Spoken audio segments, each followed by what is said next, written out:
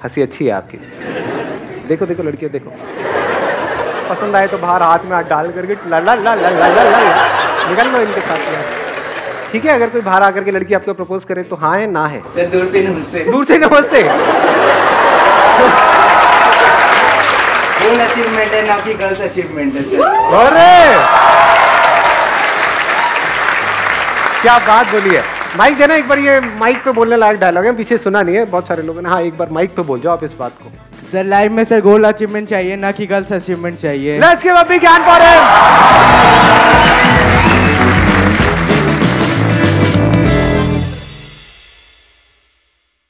Sir complex होता है, मतलब जब सामने वाले को हम देखते हैं, जो मतलब हमें चाहे हम कितने भी उससे बेटर हो पर फिर भी हमें लगता है कि हम उससे कम है, तो इस कॉम्प्लेक्सिटी की फीलिंग से हम आगे कैसे बढ़ें? आप किसी से ना कम हो ना ज्यादा हो, कुछ चीजों में आप किसी से कम हो, कुछ चीजों में ज्यादा हो। जैसे ही आपका ध्यान जाएगा जिस चीजों में आप कम हो उसकी तरफ तो आप परेशान होगे, और अगर आपका ध्यान जाएगा जहां पर आप ज्यादा हो उसकी तरफ तो आप एक्साइटेड हो जाओगे। तो दोनों को ही छोड़ दो। You are unique, don't compare yourself with anyone. एक ऐसा कोट है जो मैंने सुना था जब आप लोगों की एज में मैं था, जिसका मेरी लाइफ के ऊपर बहुत तगड़ा असर हुआ था। उस एक कोटेशन ने मेरी थिंकिंग को एक अलग डायरेक्शन दी थी। That was, live your life today as most people won't, so that you can live the rest of your life as most people can't.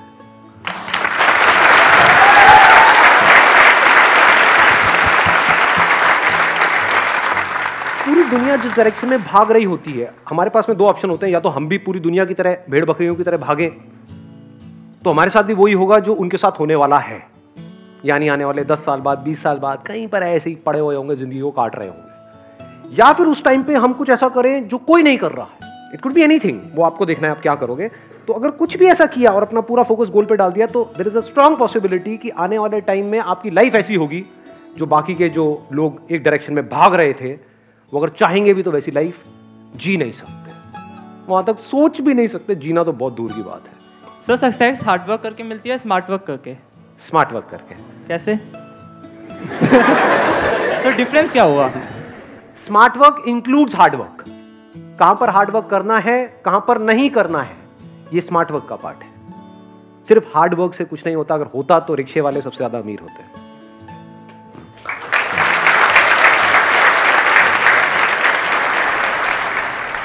मुझे ये पूछना था, कुछ 2-3 दिन पहले ही मेरे साथ एक चीज़ हुई कि मतलब मेरा अकाउंट्स का पेपर था और मैं एकदम से पहला दिन मैंने वेस्ट कर दिया कि ये ऐसे ऐसे करूँगी, पूरा स्केड्यूल बना लिया कि ये करूँगी, पर कुछ नहीं हुआ।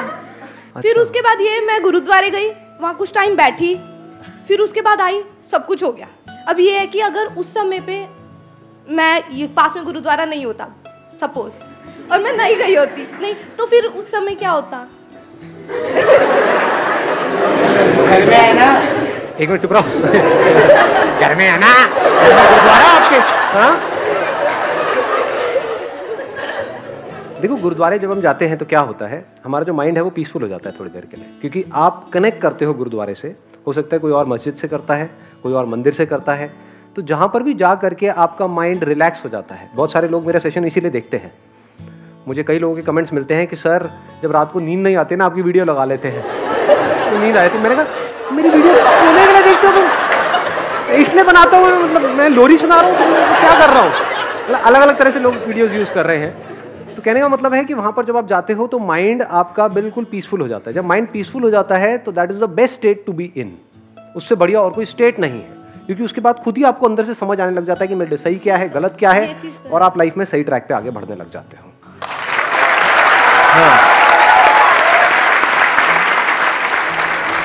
सर मेरा क्वेश्चन ये है कि हमें आपकी ज़रूरत क्यों पड़ती है? आपने यहाँ पे अभी 3 क्वेश्चंस की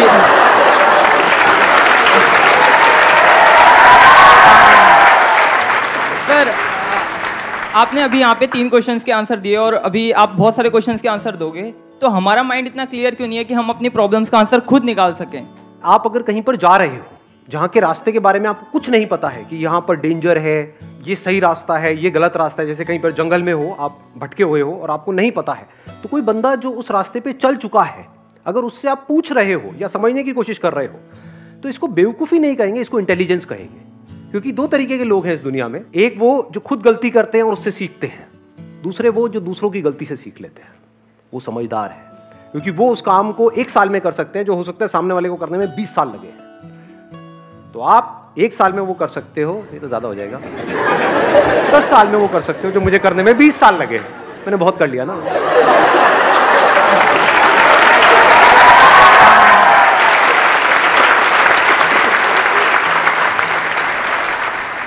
सेल्फ लव की इम्पोर्टेंस क्या है सक्सेसफुल होने में? जो आप करना चाहते हो अगर वो ही करते हो तो उसका मतलब क्या है कि you are in love with what you are doing. So love को डोंट इमेजिन कि भाई कि कुछ सेल्फ लव है तो मतलब बैठ करके अपनी स्किन को ऐसे टच करो, क्या बंदा है, कितना प्यारा है, अरे अरे, अरे। शीशे में देख रहे हो, निहार रहे हो, that is not self love, that is foolishness. तो what is self love? If you are doing something which you are passionate about, तो you are in love with what you are doing. If you are in love with what you are doing, you are bound to succeed.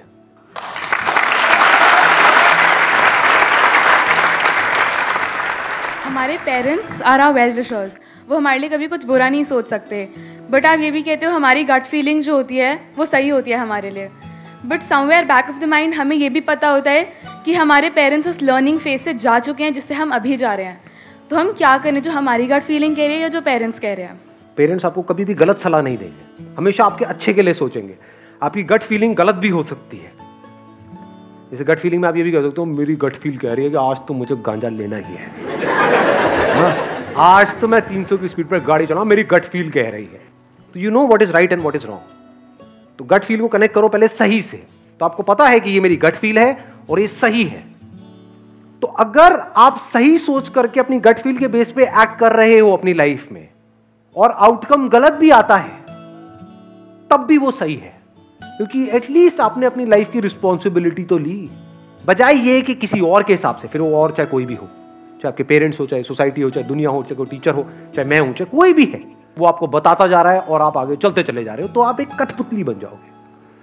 So don't be a puppet in your life, be a human being who has got the courage to act irrespective of what the outcome is.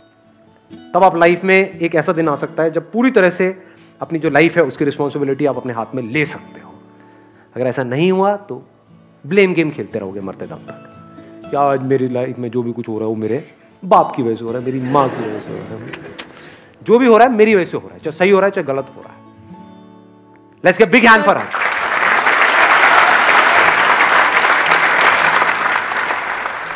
Sir मेरा सवाल है कि जैसे कि हम कितने भी अच्छे हों, लेकिन जो हमारा गुस्सा होता है ना वो हमारी सारी अच्छाई, जैसे आप कहते हैं तेल लेने चली जाती है। अगर गुस्सा आ जाता है तो हमारी सारी अच्छाई एकदम बेकार हो जाती है।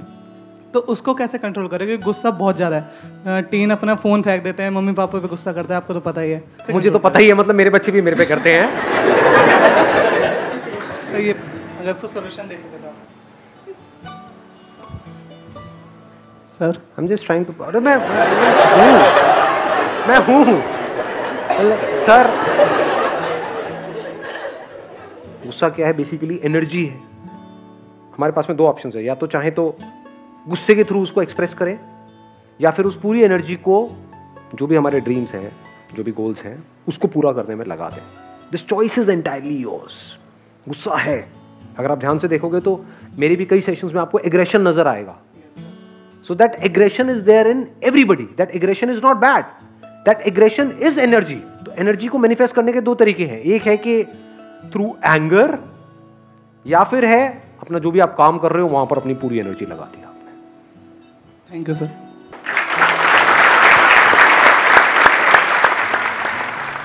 हमारी लाइफ में बहुत सारे फेलियर्स होते हैं, एंड हम कुछ फेलियर्स होते हैं उनसे हम डील कर सकते हैं, बट बहुत सारे फेलियर्स होते हैं जिनसे हम डील नहीं कर सकते, और उस टाइम पर हम लोग बहुत ज़्यादा डिमोटिवेट हो जाते हैं। उस टाइम पे हमें कहाँ से मोटिवेशन मिलेगा? ऐसा कुछ नहीं है लाइफ में, चाहे कितना भी बड़ा फेलियर हो, चाहे कुछ भी हो जाए, जिससे आप डील नहीं कर सकते। पहले तो जो आपने गलत कहा उसको ठीक करो अपने माइंड में, क्योंकि जैसा हम खुद को बोलते हैं वैसा ही हमारे साथ होने लग जाता है।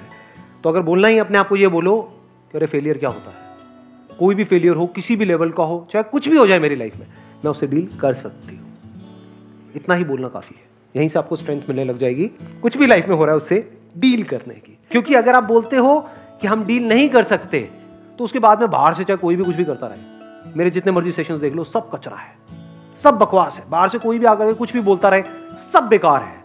मेरे सेशंस पता है कब काम के हैं आप लोगों के लिए? जब आप यहाँ पर आए हो, बैठे हो और अपने आप के अंदर ये बोल रहे हो कि हाँ मैं अपने आप को बदल सकता हूं, मैं बदलना चाहता हूं और मैं बदल के रहूंगा। अब मुझे सुन रहे हो तो फायदा है। बट अगर आप बोलते हो कि नहीं मेरी तो जो प्रॉब्लम्स है मैं उसमें ये नहीं कर सकता, सब बकवास है, टाइम पास है। सर एक्चुअली मैं अपने करियर में बिजनेस फील्ड की तरफ आगे बढ़ रही हूँ, तो उसमें हमें मतलब सिखाया जाता है कि कम्युनिकेशन स्किल्स बहुत इंपॉर्टेंट है। तो मेरी बहुत अच्छी नहीं है कम्युनिकेशन स्किल्स, तो हम उसको कैसे इंप्रूव कर सकते हैं? जैसे कि मुझे एक प्रोडक्ट बेचना है, तो मैं उसको कैसे इंप्रूव करूँ कि कस्टमर बहुत जल्दी इंप्रेस हो जाए कि वो प्रोडक्ट खरीद ले? प्रैक्टिस करते रहो, उसके बारे में सोचने से कम्युनिकेशन स्किल्स इंप्रूव नहीं होती हैं। प्रैक्टिस। सर जैसे मैं कुछ करती हूँ तो फिर मतलब लोग सामने से नेगेटिव कमेंट्स करते हैं कि तू सही नहीं कर रही है, तो मैं डिमोटिवेटेड फील करती हूँ। क्यों? क्योंकि अभी आप एक्चुअल में सही नहीं कर रहे हो। आपने मेरा पहला सेशन देखा है? Yes sir. इतना वाहियात है कि देखोगे तो आंखों से खून के आंसू टपकेंगे। Yes sir. तो इसका मतलब क्या था? मैं सही नहीं कर रहा था, तो पूरी दुनिया मुझे कह रही थी मैं सही नहीं कर रहा था, मुझे भी पता है मैं सही नहीं कर रहा था, लेकिन आज तो सही कर रहा हूँ। अरे हाँ, दिल रख लिया आप लोगों ने, मेरा दिल जीत लिया। 5 मिनट के लिए और चलेगा ये सेशन। हाँ।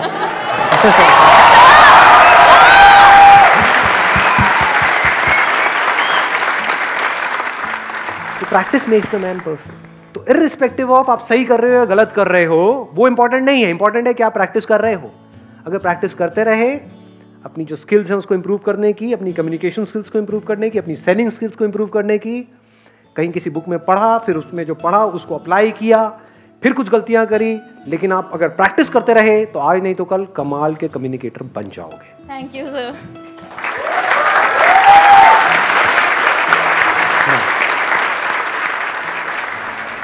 सर मैं 10th की स्टार्टिंग से ब्लॉगिंग कर रहा हूँ और सर मैं काफ़ी बार उसमें फेल हुआ, बट सर एक मोटिवेशन थी जो आप देते रहे। लेकिन सर तब भी अगर आज मैं आपका सेशन देख लूँ, जब तक मैं घर जाऊँ या फिर से मैं फेल हो जाऊँ तो डिमोटिवेट हो जाता हूँ। तो सर असल में रियल मोटिवेशन है क्या?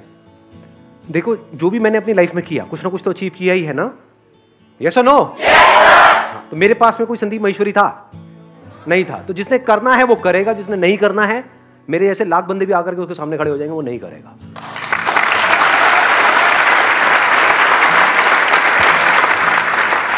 साफ कहना, सुखी रहना। हाँ। Hello sir. सर मेरा क्वेश्चन है कि जैसे कि हम किसी से कॉन्फ्लिक्ट हो जाती है ड्यू टू मिसअंडरस्टैंडिंग, सर वो हमारी लाइफ के लिए मोस्ट इम्पॉर्टेंट है और हम उसको समझा नहीं पा रहे कि जो हमारी मिसअंडरस्टैंडिंग वो क्या है। तो सर इसका आंसर क्या है? कौन है वो लड़की?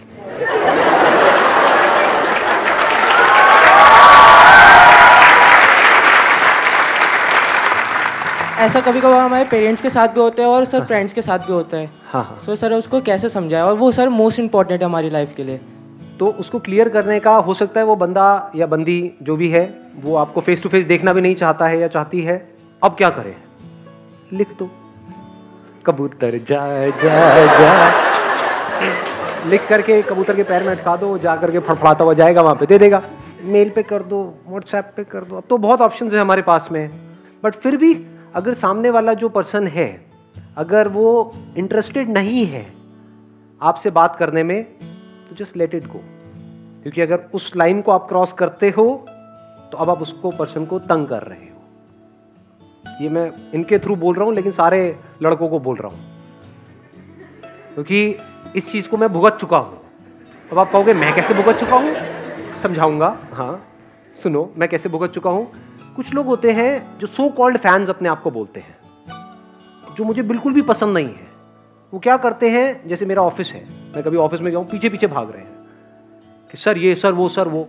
मैं उनको कह रहा हूँ कि I am not interested in talking to you, फिर भी सर सर सर सर। उस दिन मैंने रियलाइज किया कि लड़कियों के ऊपर क्या बीतती होगी जब ऐसे फुकरे पीछे भागते हैं। आता नहीं है गुस्सा? मैं सही कह रहा हूँ, गलत कह रहा हूँ? कितनी लड़कियां एग्री करती है मेरी इस बात से? सब एग्री करती हैं। तो ये मैसेज है सब लड़कों के लिए, if the other person says no तो just take it for no and just stay. अगर उसके बाद भी वो इंटरेस्टेड है आपसे बात करने में तो वो खुद आएगी। तो respect the other person's privacy and the right to say no.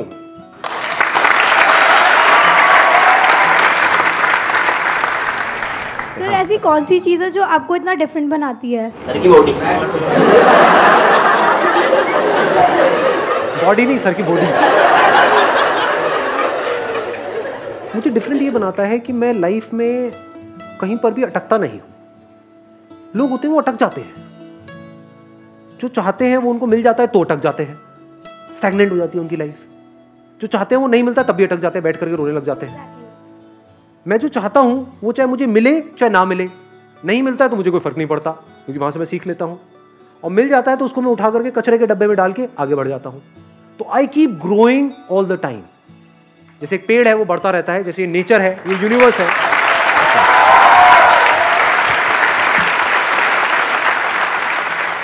तो मैं एक रुका हुआ पानी नहीं हूं। जैसे किसी बोतल में कोई रुका हुआ पानी है, चाहे वो सोने की बोतल है, चाहे वो कोई नाली है, कहीं पर भी रुक गया है पानी जा करके, मैं एक बहती हुई नदी के जैसा हूं। यही मुझे अलग बनाता है। Thank you so much, thank you so much.